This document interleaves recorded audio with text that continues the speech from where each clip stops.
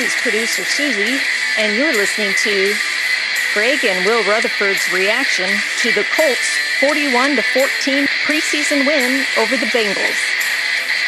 And here's your host, Greg Mengelt. Thank you so much, producer Susie. Welcome, Colts fans, to the Central Indiana Sports Report and our reaction to the Colts' 41-14 beatdown of the Cincinnati Bengals in their preseason finale.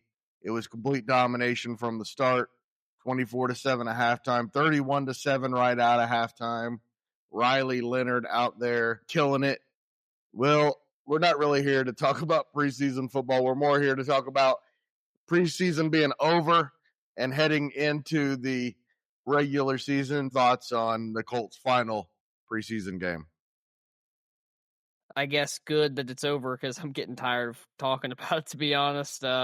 Kissing your first girlfriend only means something until you kiss a second. So, it's time to get to the regular season. It's time to enjoy actual football that means something and not a bunch of future accountants and financial consultants out there playing football on a Saturday afternoon at 1 o'clock.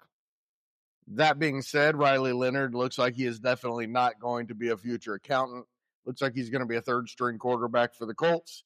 15 for 20, 189 yards and a touchdown, and probably even better than that. He looked good on the ground. He looked athletic, even in an NFL game, and, there's something. The only tape he needs to be watching this year's Charlie Whitehurst, Clipboard Jesus, because that's all he's going to be doing, is standing on the sidelines. I would rather Riley Leonard than Daniel Jones. And maybe I need to quit hating on the guy. You're right. He is Charlie Whitehurst. I would rather go 3-14 this year than whatever Daniel Jones can do. I think that there is some truth to that. The issue with that is that I believe that this roster is probably constructed in a way that it's going to be really hard to throw away 14 games. I think the roster is pretty good. I think that it's they have a C+ roster with a horrible quarterback situation. I think that their only glaring hole to me right now is quarterback. They're deficient there. You hope linebacker. It's not maybe so pass rush. It's real. I don't think the pass rush is that bad. I think that you need to see Latu develop. 29th last year?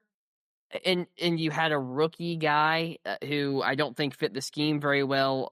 They still get good A-gap pressure. I expect that to continue. I'm not saying it's going to be some world beater of a defensive secondary or a defensive front four or a linebacker. The secondary could be really good. I think it's going to be good enough. Their secondary will help their defensive line as far as forcing quarterbacks to make mistakes and maybe giving the line a little bit more time to get to the quarterback as far as the initial pass rush. I expect that this team is constructed in a way that they're probably going to win at least 6 games just simply on the fact that it is good enough to do so. And I think so. They're good enough to win 9 games, probably. 10 games is, I think, their ceiling. Could happen, yeah. Somewhere in that ballpark. Yeah, you're right. There is a path to being a playoff team. I just don't know, for a fan base that's come to expect championships after Peyton Manning was here, that what's the purpose of a 10-7 season right now? Does that make Daniel Jones your future quarterback, and at best he's the 18th best quarterback in the league? You know what I mean? Well, I think that if he plays his best, he could be the 18th best quarterback in the league. You have to consider that, certainly. I believe that's a worst-case scenario. Fans really of the last 8 to 10 years, I don't know why we expect anything because they've been really awful. You're getting to the point where they've been really mediocre for a long time. I mean, we're still talking about Peyton Manning. Hell, it's been almost 20 years since no identity for the last 5 or 6. I mean, you could really circle around and say that the last time you were really excited about a Colts season was 2010. I mean, that's been 15 years now. Problem with the Luck years was that the roster really, for the most part, wasn't very good outside of Andrew Luck. He elevated a bottom 10 roster, into what they were, which should go to show just how good Andrew Luck was in the prime of his career. But I mean, we'd be lying to ourselves if we said that year, that span of 2012 to really 2017, it's not like those were great rosters.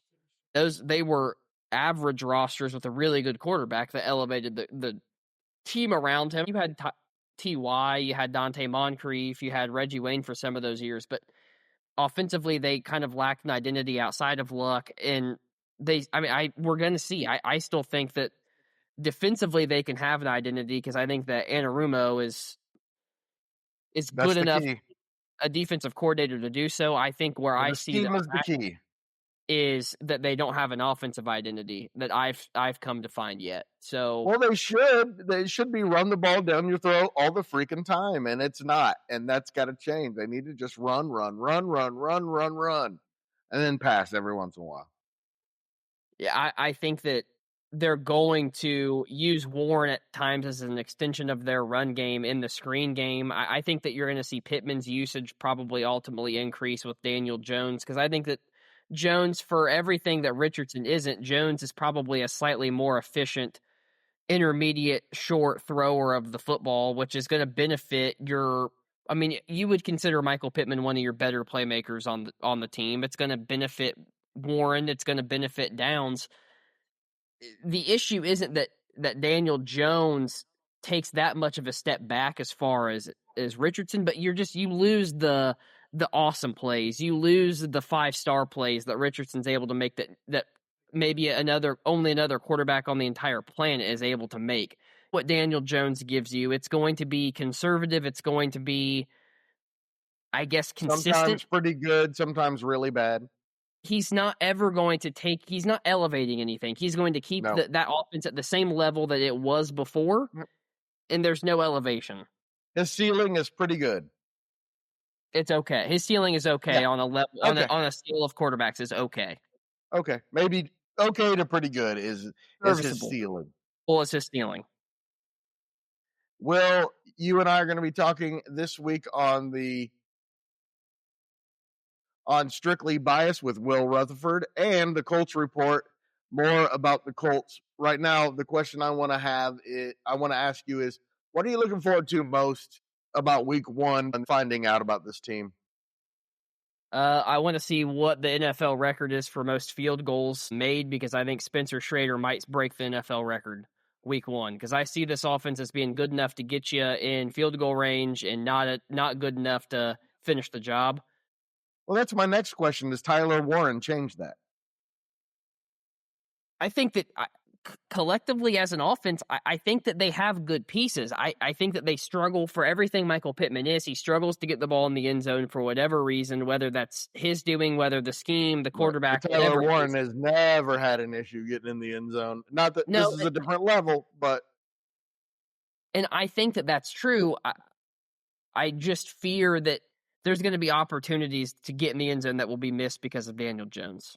That's what I fear. Absolutely. I fear that there will be an overthrow or an underthrow, and Tyler Warren's wide open down the seam for a walk-in touchdown on 3rd and 6, and Daniel Jones misses it, and we have to settle for a 40-yard field goal. I never saw him.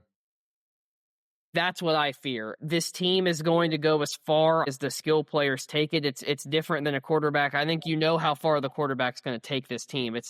Can the collective group around him just be really, really good and play up to their potential and provide him with the run after catch opportunity? Are they able to effectively establish a run game to make the play action game work a little better? It's just they have to be perfect on offense to be good. And I think that's something that I worry about, because it's really hard to expect 10 other people to be perfect. And you and I are going to be talking about some best case, worst case scenarios on this week's Colts Report. I think we're going to look game to game and talk about what is possible in both directions. Let's do a little preview right now. Okay. Best case, worst case scenario, not record-wise, but for the end result of this season for you. The best case scenario for me is getting to a wild card game. If we're viewing the positive as... You don't think they can win the division? if everything went right, they could win the division. But they're going to be in the wild card round because they're not going to be a Right. top 2 Yes, seed. correct. So I think, to me, them getting to the wild card round is a win in the positive scale. Now, if you're somebody that views having the number 1 pick in the draft as the positive, then I guess maybe that I don't see that as likely. I don't think that they're going. I think there's going to be 6 to 7 teams are significantly worse than the Colts. I think being top 10 is good enough this year. I think so. I will backtrack just a little bit. I think that wild card round, just getting there, winning the division, and playing the first week of the playoffs is probably the ceiling. Win. The floor for this team is 4th place in the South, and they're picking in the 6 to 9 range. I agree. We'll talk more about that on the Colts Report with Will and Sam, and we're going to talk more NFL on Tuesday on Strictly Biased with Will. What else do you think we're going to be talking about on Tuesday, Will? The MLB race is heating up as far as the NL West and the Padres and Dodgers. That's definitely something to keep your eyes open for. We're very NFL based right now. Honestly, you and I are going to be talking football. You're going to get sick of the football that we're going to be talking all the time. I want to talk about how the CBA affects the WNBA season next year. I think that's a really important talking piece to give people some information as far as kind of what can happen if this doesn't work out in the way that the fans want it, which is something I fear. I think they're in a really dangerous position. They need to get this figured out smoothly and be able to start next season on time. Everybody tune into the Fever Report on Sunday to hear what John Robertson has to say about the CBA, and he has teased a conspiracy theory with this. So everybody make sure that you check that out on Sunday. Will, thank you so much for your time. We just spent 13 minutes talking about a preseason game, so I'm proud of us. Yeah, I don't know how you feel, but I feel like my passion for this team until week 1 has just been completely zapped with the Rich. They have to earn it back, don't they?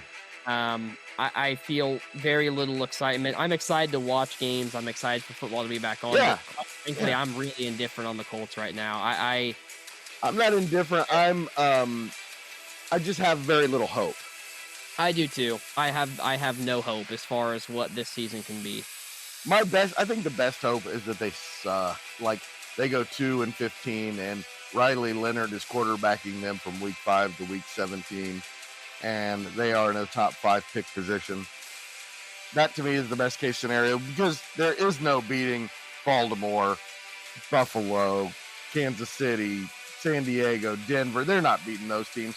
Yep, I agree. And welcome to the Colts Report, everyone. Yep. Thanks so much, Will. Yep, thank you.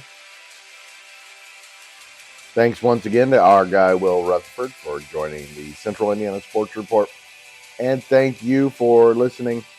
Do us a huge favor and share this podcast with a Colts fan in your life, and help spread the word that the Central Indiana Sports Report is here talking about Central Indiana sports. How often, producer Susie? Every single day.